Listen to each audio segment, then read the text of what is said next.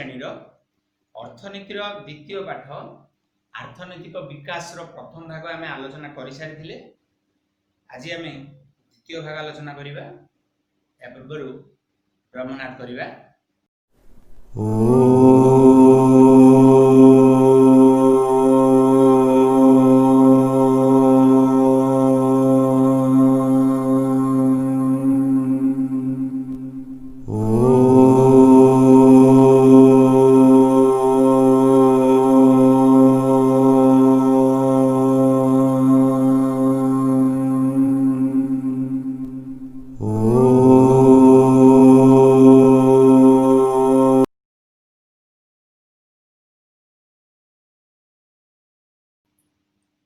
स्वागतम। आमे जानिले भारत एक विकासोन्मुखी देश, डेवलपिंग कंट्री। सेतिरे आमे जानिले जे ना काहेकि कारण अन्यान्य देश तुलन में भारतर जातीय आय और मुंड पिछा आय बहुत कम। यार गोटे कारण ही पारे जे अन्य देश विकसित देश जो डेवलप्ड कंट्री कहूचे आमे सेमानकर जनसंख्या नियंत्रित अवस्था अच्छी, किंतु आम देशर मात्राधिक जनसंख्या जो जातीय आय हेले मध्य मुंड पिछा आय कम हुए। एटा मुंड पिछा आय कम हेबार गोटे कारण, जेहेतु जातीय आय मुंड पिछा आय कम हुए तेणु आम भारत एक विकासोन्मुखी देश। पूर्वे भारत जेतेबेले इंग्रेज मानक द्वारा शासन होतिला बा से माने हम भारत को शासन करुतिले, सेही समय रे आम देशर अर्थव्यवस्था शोचनीय हो पड़तिला। से माने आम देशर शोषण करुतिले आम देश, किंतु आमर अर्थव्यवस्था प्रति कौनसी गुरुत्व देई नथिले। स्वाधीनता परे भारतर अर्थव्यवस्थार उन्नति निमंते विभिन्न पदक्षेप मान निया। प्रथमतः पंचवार्षिक योजना प्रणयन करागला। सेतिरे कोन करागला ना भारत रे कृषि उपरे अधिक गुरुत्व प्रदान करागला। जेहेतु भारतर 3/4 लोक कृषि और कृषिभित्तिक कार्यक्रम पर निर्भर करुथिले, सेतेबेले को शिल्पर एते उन्नति होई नथिला, तेणु कृषि उपरे अधिक गुरुत्व प्रदान करागला। तेणु ना कौन करागला भू संस्कार आईन कृषि उन्नति निमंते स्वाधीनता परे प्रथम पंचवार्षिक योजना रे भू संस्कार आईन प्रणयन करागला। याथिरे कौन रहिला जमीदारी प्रथा को उच्छेद करागला। सेतेबेले को जमीदार थिले, तांको अधीन रे बहुत गुडे जमी थिला, तेणु प्रथमे जमीदारी प्रथा उच्छेद करागला। आउ कौन करागला जोतर सर्वोच्च सीमा निर्धारण करागला। जड़े व्यक्ति पाखे केते रहिबो चाष जमी तार सीमा निर्धारण कराला। ता सहित अनेक गुड़िए भूमिहीन श्रमिक थिले, तेणु सरकारी जमी को ए जो भूमिहीन श्रमिक थिले सेमानक मध्यरे बंटन करागला। आपने शुणिथिबे भूदान ग्रामदान विनोबा भावे द्वारा ए सब करागला। गोटे आंध्र प्रदेश रे थरे विनोबा भावे जाउथिले, सेठी कोन गले ना गोटे सभा डाकिले। से सभारे से एही प्रकार उद्बोधन देले बा कहिले, सेति मध्यरु श्रीरामचंद्र रेड्डी नामक जने व्यक्ति ठिया आले। से कोन गले निजर 80 एकर जमी को 80 जन भूमिहीन श्रमिक को बांटी देले। एही परि भाबरे गाँ गाँ बुली विनोबा भावे भूदान आंदोलन चलाई। तेबे आसंदु आउ कोन करागला जो कृषि उन्नति प्रथमे आमे जानिले भू संस्कार आईन कार्यकारी कराला। सेतिरे कोन करागला ना जमीदारी प्रथा को उच्छेद करागला। भूमिहीन श्रमिक मान को सरकारी जमी बंटन करागला। ता सहित आउ कोन करागला तीनोटी कहितली मन पकादु ना तृतीयटा हला आउथरा आप मन पक तृतीय मन पड़ियो भू संस्कार आईन जो प्रणयन करागला, जमीदारी प्रथा उच्छेद करागला, भूमिहीन श्रमिक मान को सरकारी जमी बंटन करागला, चौथर जमीर ସର୍ବୋଚ୍ଚ ସୀମା ନିର୍ଦ୍ଧାରଣ କରାଗଲା କେତେ ଜଣ ବ୍ୟକ୍ତି ପାଖରେ ରହିବ ସର୍ବୋଚ୍ଚ ସୀମା ନିର୍ଦ୍ଧାରଣ କରାଗଲା।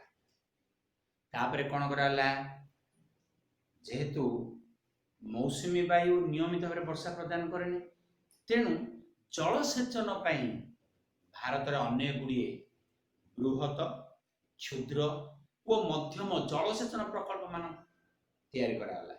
ତା ମଧ୍ୟରୁ ଆମ ଓଡ଼ିଶାର ହୀରାକୁଦ ନଦୀବନ୍ଧ ଯୋଜନା ଅନ୍ୟତମ।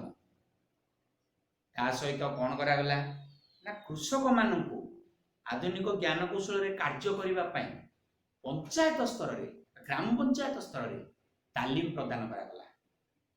ତା ସହିତ ବ୍ୟାଙ୍କ ମାଧ୍ୟମରେ ଦୀର୍ଘ ଓ ସ୍ୱଳ୍ପ ମିଆଦୀ ଲଙ୍ଗ ଟର୍ମ ସର୍ଟ ଟର୍ମ ଋଣ ପ୍ରଦାନ ବ୍ୟବସ୍ଥା କରାଗଲା।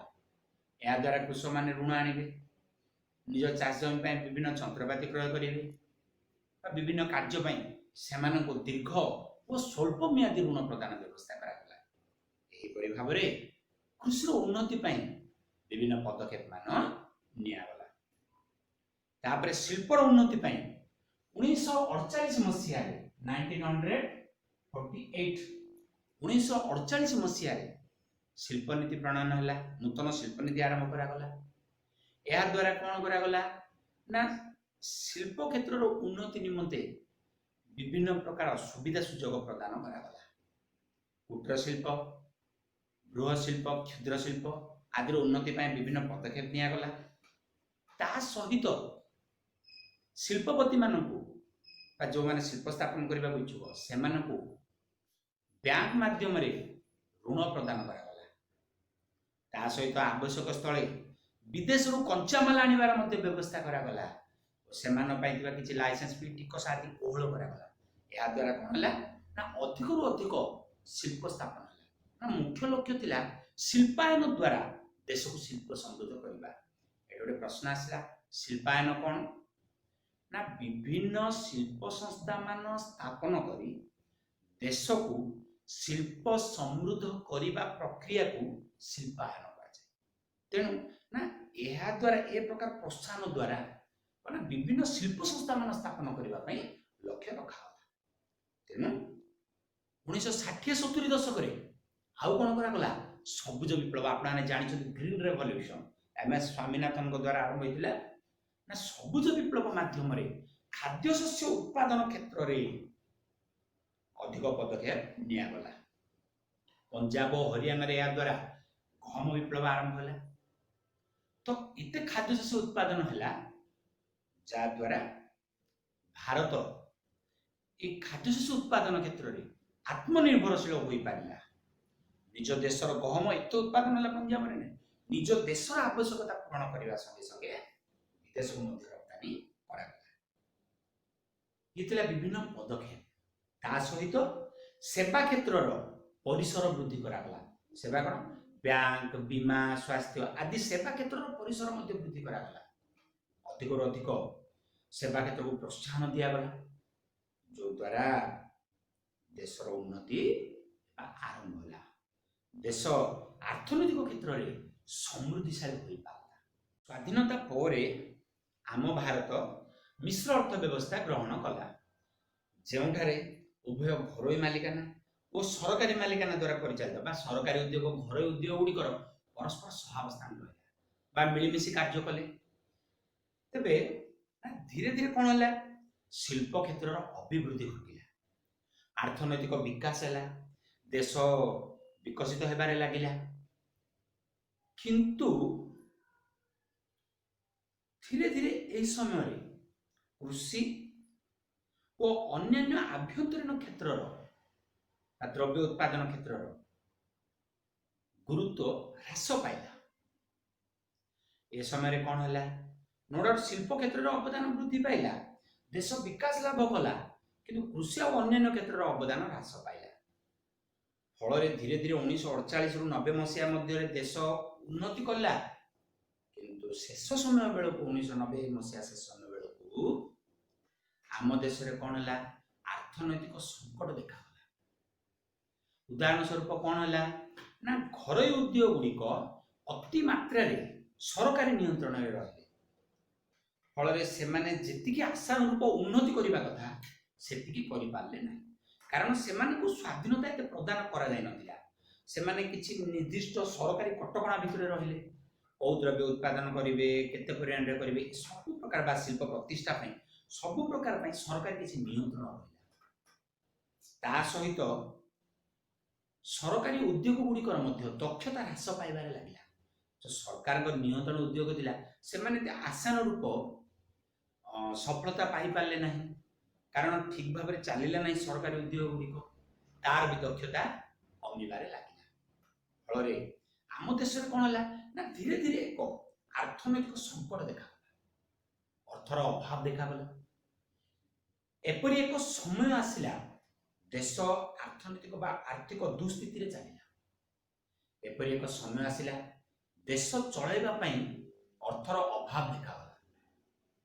ଦେଶ ଚଳାଇବା ପାଇଁ ଅର୍ଥର ଅଭାବ ଦେଖାଗଲା।